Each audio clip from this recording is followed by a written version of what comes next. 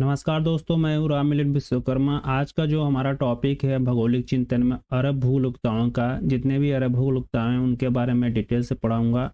अगर आप मेरे चैनल पर नए हैं तो चैनल को सब्सक्राइब जरूर कीजिएगा और साथ ही टेलीग्राम को आप ज्वाइन कर लीजिए। वहाँ पर सूचनाएं जो भी अपडेट है प्राप्त हो जाती है।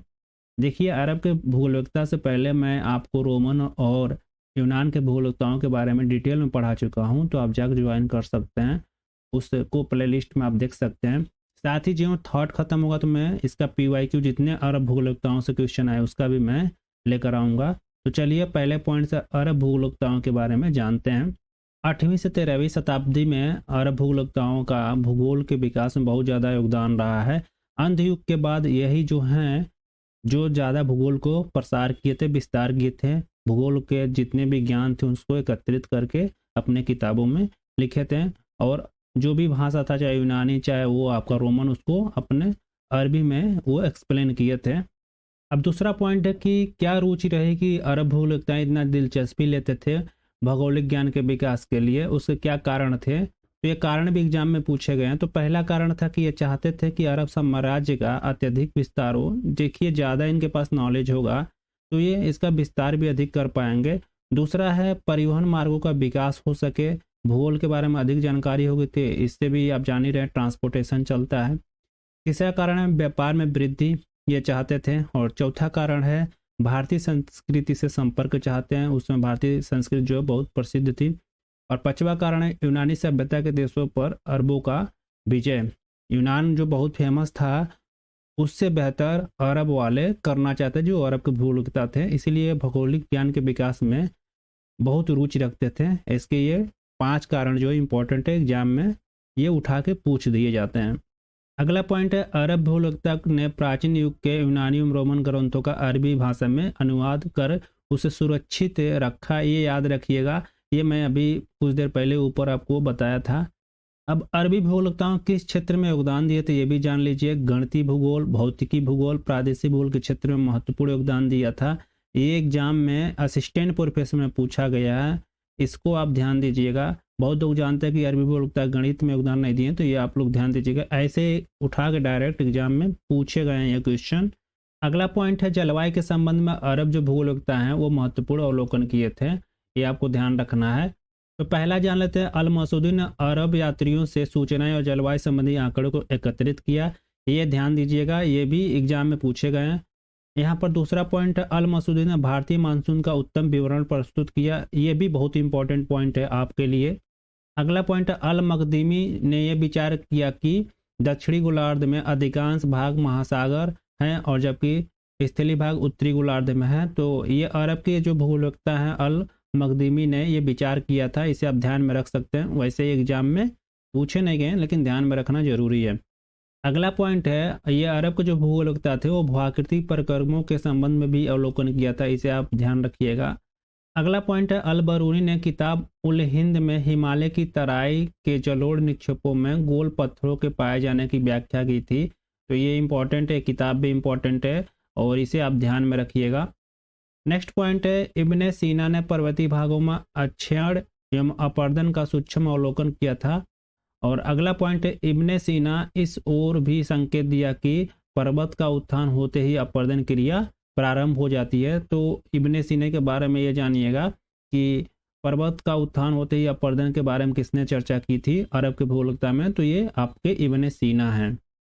साथ ही अगले पॉइंट में अरब विद्वान जो हैं ये प्रमाणित किए कि सूर्य एवं चंद्रमा सम्मिलित गुरुत्वाकर्षण से ही ज्वार उत्पन्न होते हैं, इसके बारे में इन्होंने प्रमाण दिए थे। अगला पॉइंट यहाँ पर है मानसून के सामयिक प्रकृति का विचार सर्वप्रथम अरबों ने किया था, ये आपको ध्यान रखना है, ये पूछा भी गया एग्जाम में। साथ ही मानसून शब्द की उत्पत्ति अरबी भाषा के शब्द मौसम से हुई है, ये आपको ध्यान रखना है। ये बहुत इंपॉर्टेंट पॉइंट है। अल मसूदी ने सागरी जल में विभिन्न रंगों के पाए जाने के कारण लवणता, भिन्नता एवं सागरीय वनस्पति की उपस्थिति को माना। ये जिस नेट में डायरेक्ट ये कोटेशन उठा के पूछा है, ये आपको ध्यान रखना है।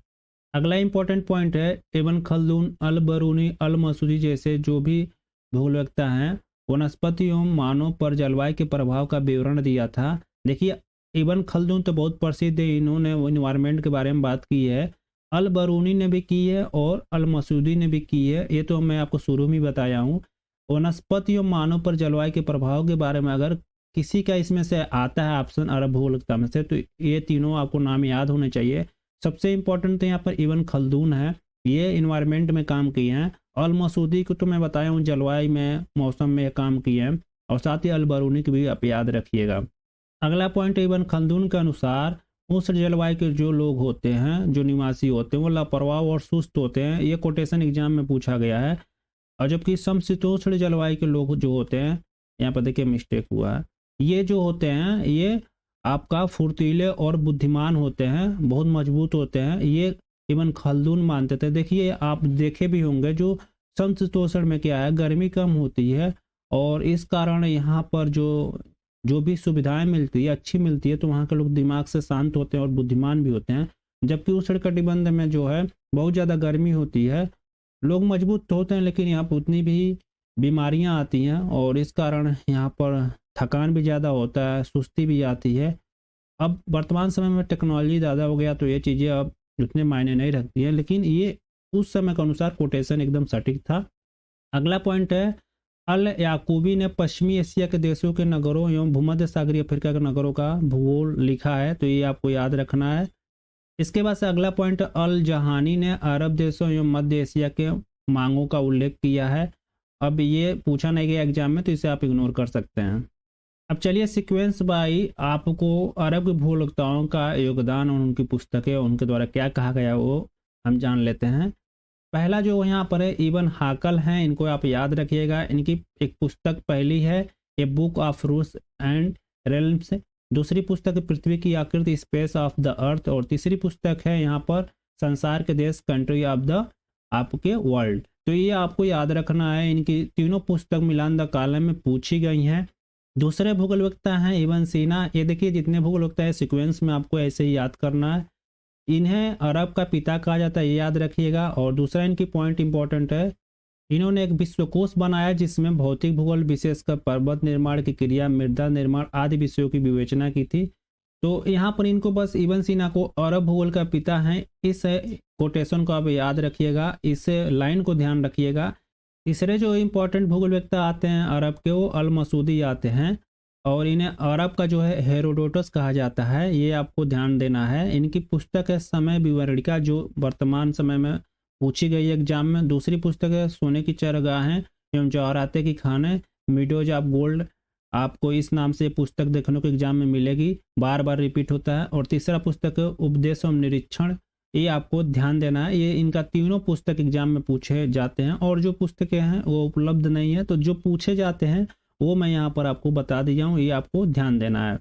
अब अल मसूदी के बारे में थोड़ा और जान लेते हैं। इन्होंने कैस्पियन सागर में नौ संचालन करने के बाद ये निष्कर्ष निकाला है कि यह सागर बंद सागर है, ये आपको ध्यान रखना है। साथ ही अल मसूदी ने नदियों का अपर्दन का सबसे महत्वपूर्ण कारक बताया था कि नदियों द्वारा ही सबसे ज़्यादा अपर्दन होता है।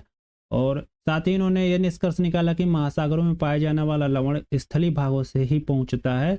और अगले में ये पॉइंट में बताते हैं कि वो अपने समय में प्रसिद्ध जलवायु वैज्ञानिक थे, जो कि मैं शुरू में ही आपको इनके बारे में थोड़ा हिंट दे दिया था। और साथ ही अल मसूदी ने मानसून का अच्छा विवरण प्रस्तुत किया, जो शुरू में ही आपको बताया हूँ। अगला पॉइंट है ऊर्जा के रूप में हवा के संबंध में विचार किया था किसने, अल मसूदी ने, ये आपको ध्यान रखना है। और साथ ही एक नियतिवादी चिंतक थे अल मसूदी, और ये पशु एवं पौधे अपने पर्यावरण से अनुकूलन करते हैं, इसके बारे में इन्होंने जिक्र किया था। चौथे अरब के भूगोलवेत्ता अल बरूनी, इनके बारे में जानते हैं। ये जो है महमूद गजनवी के आमंत्रण पर भारत आए थे, ये पॉइंट इंपॉर्टेंट है, ये आपको ध्यान रखना है। भारत में निवास के दौरान जैसे कि किताब उल हिंद, अल कानून अल मसूदी, तारिकुल हिंद और the Vestige of the past, ये आपको याद रखना है। आगे जानते हैं अल बरूनी ने ऊषा काल और सांध्य प्रकाश के कारणों तथा समय की विवेचना करते हुए बताया कि ये प्रकाश तभी होते हैं जब सूर्य क्षितिज से 18 डिग्री नीचे होता है। तो ये 18 डिग्री नीचे का जो सूर्य क्षितिज वाला जो क्वेश्चन है पूछा गया है, और इसे आप याद रखिएगा। और साथ ही अल बरूनी ने अक्षांशों के निर्धारण के लिए परछाइयों का प्रयोग किया था। अगला पॉइंट, अल बरूनी की पुस्तक अल कानून अल मसूदी तालमी की प्रसिद्ध पुस्तक अलमा गश्त से ली गई है, इसके तर्ज पर लिखी गई है, ये आपको ध्यान देना है। ये पुस्तक जो है एग्जाम में पूछा गया है कि कौन सा ऐसा पुस्तक है अल बरूनी का जो लिखा गया है अलमगस की तर्ज पर, तो अल कालून अल मसूदी आपको ध्यान देना है। 11वीं शताब्दी का काल अल बरूनी का काल कहा जाता है, ये आपको ध्यान देना है। और अगला पॉइंट है, उसने एक पुस्तक रिसाला लिखी जिसमें दिन एवं रात की लंबाई के बारे में वर्णन किया। इससे ध्रुवों पर 6 महीने के दिन की पुष्टि की। अरब के पांचवें भूलवेत्ता अल इदरिसी हैं, ये भी इम्पोर्टेंट हैं। इनकी 2 प्रसिद्ध पुस्तकें, इसको हम ध्यान दे देते हैं। पहला है इन्होंने amusement for him who desire to travel world, ये इन्होंने लिखा था, उसके लिए मनोरंजन जो विश्व भ्रमण की इच्छा रखता है। और साथ ही इस ग्रंथ को अरबी भाषा में अल रुबारी कहा जाता है, ये आपको ध्यान देना है। और दूसरी इनकी जो पुस्तक है जोग्राफिया न्यूवेरेंसिस, अगले भूलवेत्ता अरब के हैं इब्न बतूता, इनको मार्को पोलो कहा जाता है, याद रखिएगा। अल मसूदी को हेरोडेटस, इनको मार्को पोलो कहा जाता है। अब इनके बारे में जान लेते हैं।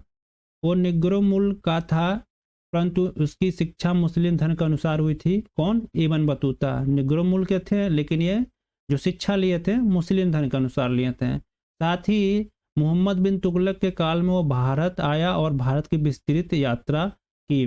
बाद में दिल्ली के कोतवाल एवं चीन में तुगलक का दूत नियुक्त हुए। दिल्ली में ये क्या थे? कोतवाल, और चीन में क्या थे? तुगलक का दूत नियुक्त हुए थे। अगला इंपॉर्टेंट इनका पॉइंट है, कुल मिलाकर इन्होंने 75,000 मील से भी अधिक यात्रा की, इसीलिए इनको मार्को पोलो कहा जाता है। अगला इंपॉर्टेंट इब्न बतूता के बारे में, 600 वर्ष पूर्व ही यह संकेत दिया था कि विषुवत रेखा पर जलवायु उतनी विषम नहीं है जितनी कि उत्तरी अफ्रीका की समशीतोष्ण भाग में है। अब इनकी एक ग्रंथ है जो बहुत फेमस है, ये बार बार एग्जाम में आता है, Rihla of the travel. Rihla के नाम से ये पूछा भी जाता है। तो ये जो है अंतिम अरब भूलवेत्ता माने जाते हैं। कौन? इब्न खल्दून। और ये महत्वपूर्ण कार्य किए हैं, और इनका महत्वपूर्ण कार्य किसमें है? मुक़द्दिमा। ये पूछा जाता है कि मुक़द्दिमा किसने लिखा है, तो मुक़द्दिमा इब्न खल्दून ने लिखा है। और इनकी पुस्तक में मानव और पर्यावरण के संबंधों के बारे में व्याख्या की गई है, जो कि मैं पहले ही बताया हूँ कि अल बरूनी, इब्न खल्दून और अल मसूदी ने इस पर काम किया था। अगला जो पॉइंट है, इन्होंने एक कोटेशन दिया, विश्वास व्यक्त किया कि दक्षिणी गोलार्ध की अपेक्षा उत्तरी गोलार्ध में जनसंख्या की सघनता जो है बहुत अधिक है। नेक्स्ट पॉइंट है, इब्न खल्दून को प्रथम पर्यावरणीय निश्चयवादी कहा जाता है, तो ये आपको ध्यान देना है, ये क्वेश्चन एग्जाम में पूछा गया है डायरेक्ट यूजीसी नेट के। और साथ ही मानव पर्यावरण सह संबंध को वैज्ञानिक आधार पर स्पष्ट करने का प्रयास भी किया था इब्न खल्दून ने। तो इनके बारे में मोटा मोटी इंपॉर्टेंट पॉइंट है। यहाँ पर हमारे अरब के भूलवेत्ताओं की समाप्त हो जाती है, और इसके आगे कोई भूलवेत्ता नहीं है, 7 ही भूलवेत्ता टोटल थे। चलिए कुछ महत्वपूर्ण तथ्य है जो उनकी पुस्तकें वो जान लेते, कुछ और भूलवेत्ता जो हैं काम किए हैं। बगदाद के खिलाफ जो है हारून अल रशीद के संरक्षण में शिक्षण संस्थान बैतुल हकीमा की स्थापना की गई थी। आपको ये बस ध्यान रखना है, इस एग्जाम में ये पूछा नहीं गया है। यहाँ पर दूसरा पॉइंट है, खलीफा अल मामून ने टालमी की भौगोलिक ग्रंथ का आलमा जेस्ट नाम से अरबी भाषा में अनुवाद किया है, तो ये आपको ध्यान देना है, ये क्वेश्चन पूछा गया है।